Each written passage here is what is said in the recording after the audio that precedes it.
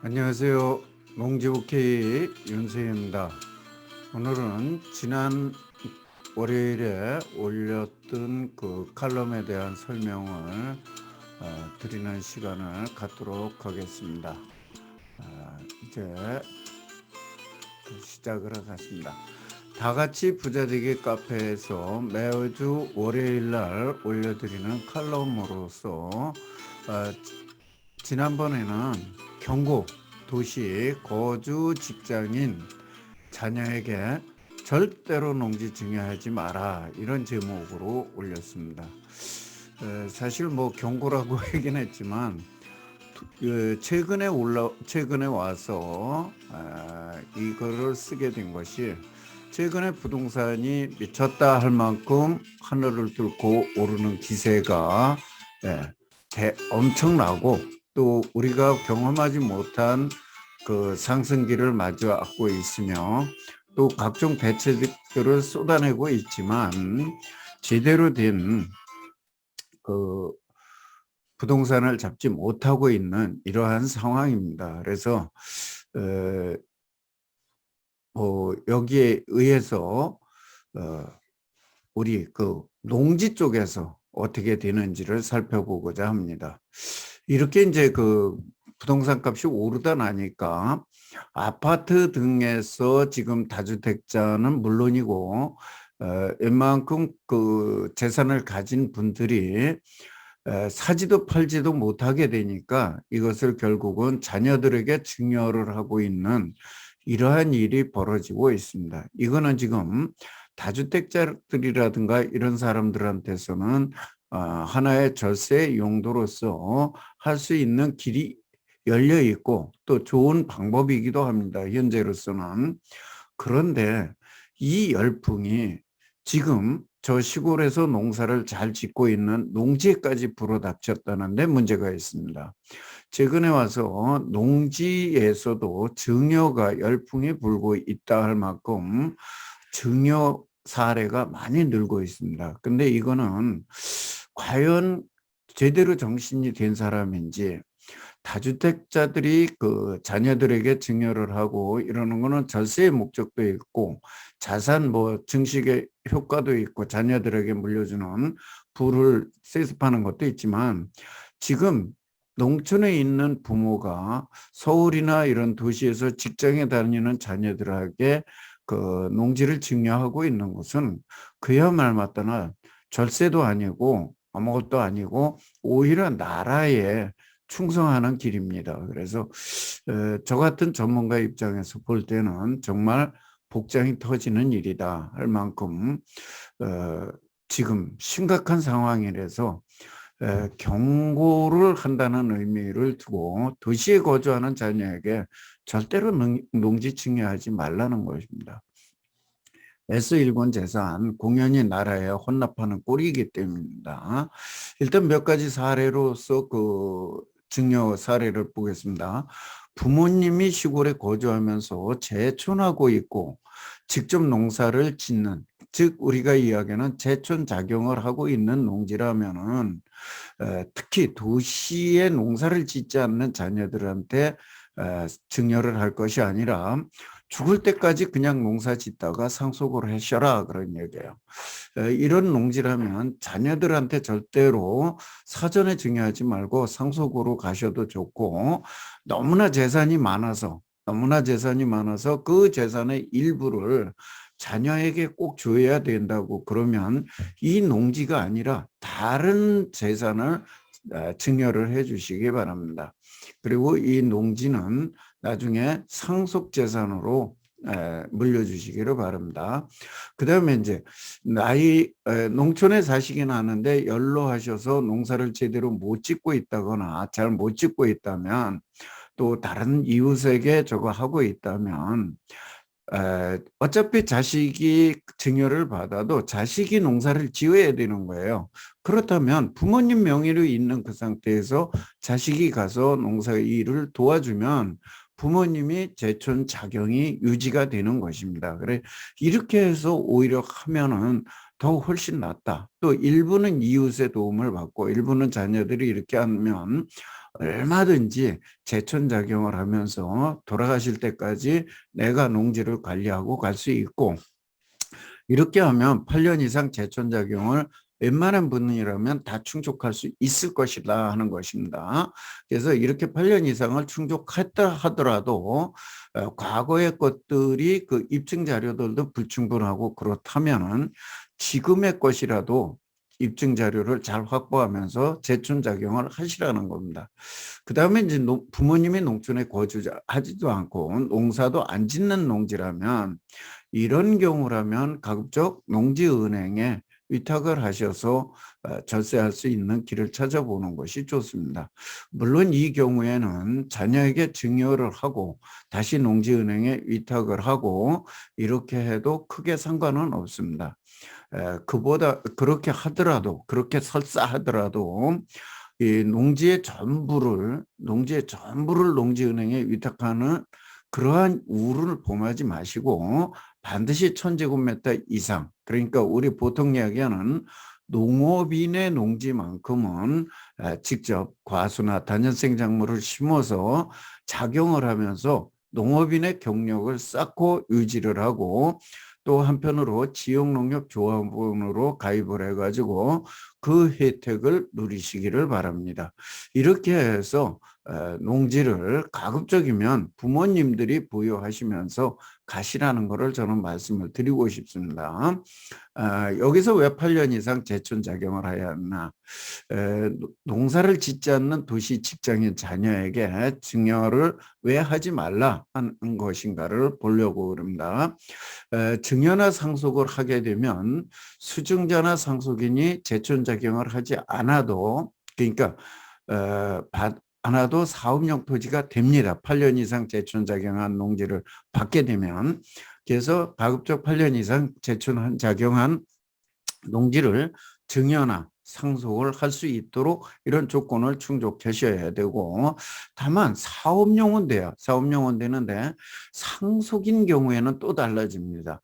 자녀가 상속을 받아가지고 제촌작용을 못하고 있다가 나중에 팔기 직전에 1년 이상을 제촌작용을 하게 되면 그 피상속인이 8년 이상 제촌작용한 걸 포함해서 합산해서 결국은 양도세를 현재 제도에서는 1억 원까지, 그러니까 한 1억 1천만 원 정도를 감면 혜택을 보게 됩니다. 그렇다면 이것보다 더 큰 혜택이 어디 있습니까? 증여에서는 없습니다. 사업용으로만 되지. 그래서 증여보다는 상속을 택하는 것이 훨씬 낫다. 그 다음에 8년 이상 제촌작용한 농지를 상속을 받았다고 그러면 1만 제곱미터 미만의 농지는 휴경이나 타용도로만 사용하지 않으면 처벌 대상이 안 됩니다. 그러나 증여를 받은 경우에는 반드시 본인이 작용을 해야 되고, 정이나 본인이 작용을 못할 때는 농지은행에 위탁을 할 경우에만 처벌 대상이 아닙니다. 그러니까 증여보다는 상속이 보유관리 면에서도 훨씬 유리하고, 그 다음에 세금 면에서 유리하기 때문에 농지를 증여를 도시에 있는 자녀가 받는다. 이것은 그야말로 맞다나 부모님이 일군 재산을 까먹는 것이기 때문에 하지 말아라. 그래서 요즘에 주택 쪽에서, 아파트 쪽에서 증여 열풍이 불다나니까 농지도 가가지고 그저 뭐 달라고 그러니까 부모님들이 주고 계시는데, 그런 일을 범하지 마셔라 그런 얘기예요. 자, 그 다음에 사실상 제가 또 이렇게 보면 그 웬만하면 좀 가지고 있으면 저 노인 어른들이 갖고 있다가 상속으로 주게 되면 상속받은 자녀들이 대부분 나이가 이제 많은 다음에 상속을 받기 때문에 젊어서 주게 되면 그것을 지키지 못하는 경우가 너무나 많습니다.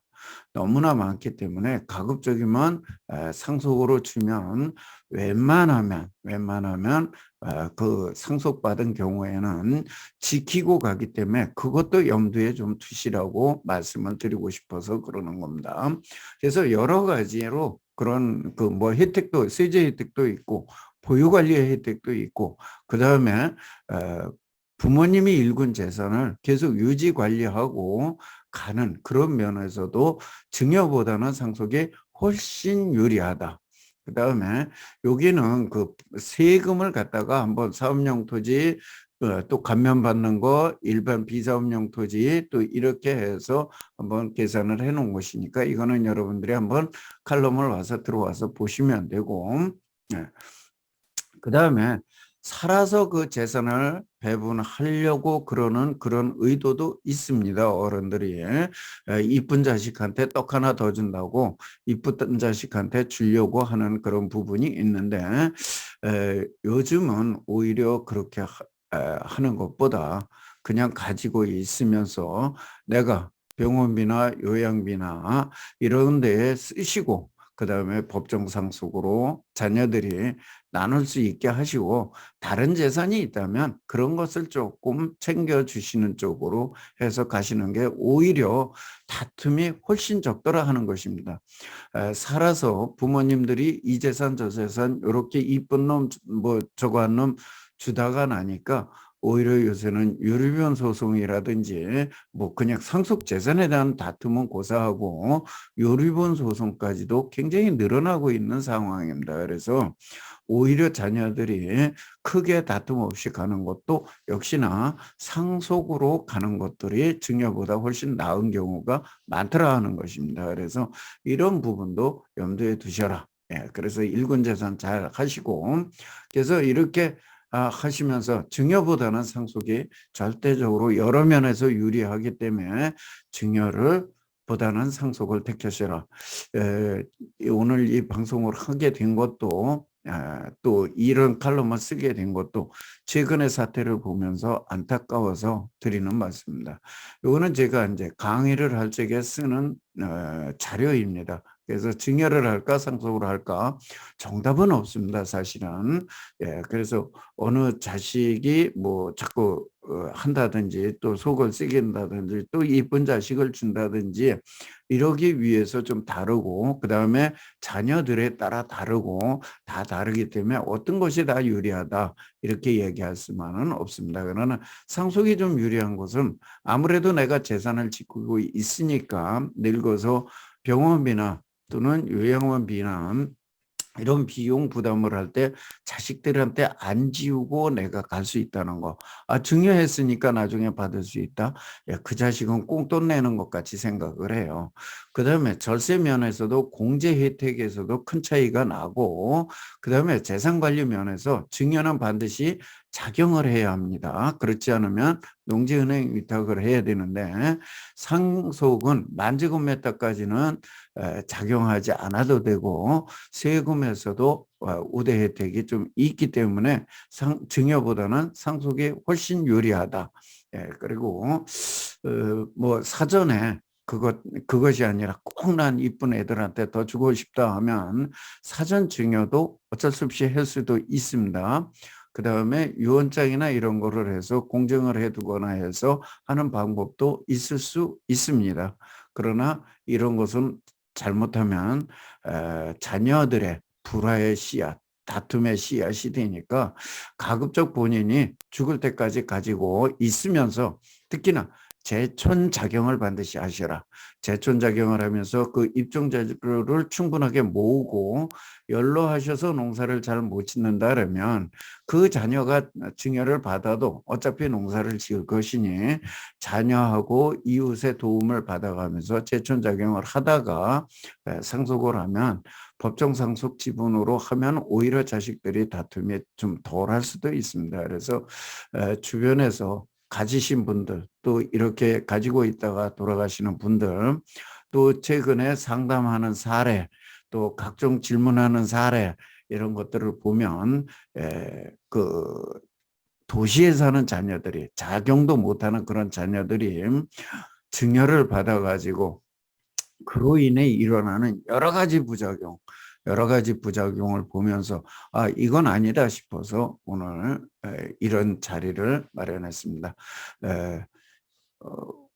뭐 내가 현재 농사를 지으면서 일구고 가꾼 그 마련한 재산, 가급적이면 죽을 때까지 8년 이상 제촌 작용을 하면서 보유 관리를 하고 있다가 자녀들한테 노후에 내가 여유롭게 또 든든하게 사용을 하실 수 있으면 하시고, 못 하시는 거는 자녀들이 나누어 가질 수 있도록 이렇게 하는 것이 오히려 자산 관리 면에서 훨씬 유리한 것이다.